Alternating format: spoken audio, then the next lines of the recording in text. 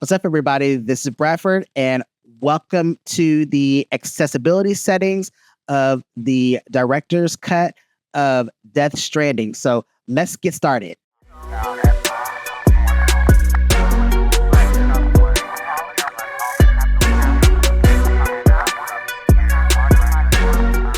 Before we go any further, if you're looking forward to this journey and want to see more deep dives into how games and emerging tech teaches us about the world, please take a moment to hit that like button, follow, and subscribe. Every click truly helps the channel, lets me know this content is valuable to you, and makes it possible to keep creating these streams, videos, and guides. When a teacher assigns a novel or a film in class, they don't just say, go read it. They give you context. They might have you look up key vocabulary, discuss the historical setting, or even ask you to think about the author's background.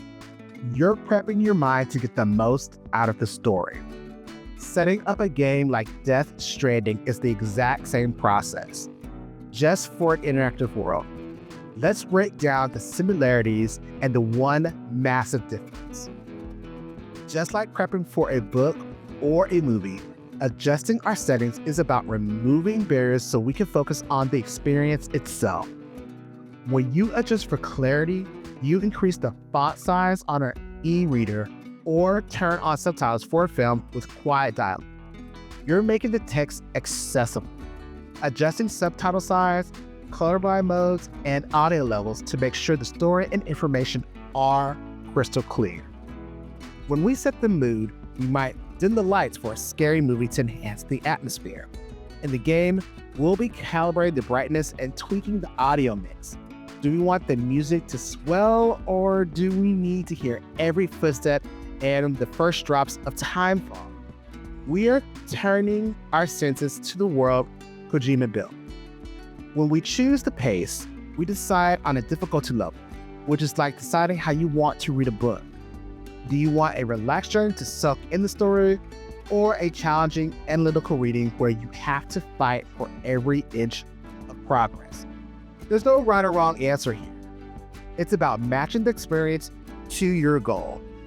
In fact, the prep work starts even before you buy the game. The way we choose what to play is almost identical to how we choose a book or a movie. Think about it. We look at the genre. Are you in the mood for a sprawling open world adventure, a tight horror experience, or a competitive shooter? There's no different than walking into a bookstore and deciding between the fantasy, mystery, or historical section. We pick up a world based on the feeling we're chasing. We follow the creator. Many of us are here because this is a Hideo Kojima game. We trust his ethereal voice. That's just like seeking out a film by a specific director or reading the next novel from your favorite author. We're investing in a specific style of storytelling. We check the cover, we look at trailers, read reviews, and get recommendations from our friends. That's our version of reading the summary on the back of a book, watching a movie trailer, or asking a friend if a new series is even worth watching. We gather information to make sure the journey is one we want to take. In this process of preparation, of choosing, calibrating, and personalizing is a core part of media literacy, whether that media is a novel, a film, or a game. And here's where gaming becomes such a powerful teaching tool. Unlike a book or a movie, which are static experiences, a game is a dynamic system you have direct control over. A novel's text is fixed. A film's scenes are unchangeable. But in a game, when we remap the controller, we are fundamentally changing the physical language we use to communicate with the world. We're not just a passive observer. We're an active participant, and these settings define the rules of our interaction. They shape how our version of our main character will walk, climb, fight, and even build. This setup process isn't just a technical checklist. It's our first act of agency. It's about consciously designing our own personal journey before it even begins.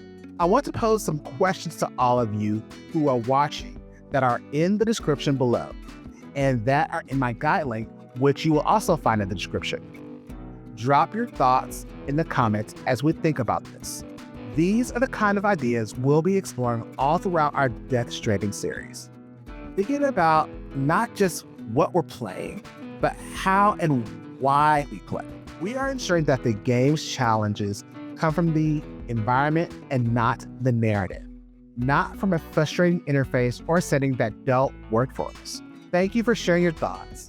Now, with that in mind, let's dive into these menus. We'll look at accessibility, controls, audio, and graphics to make sure our trek across America is an immersive experience and meaningful as possible. Let's get our gear ready and make this journey our own.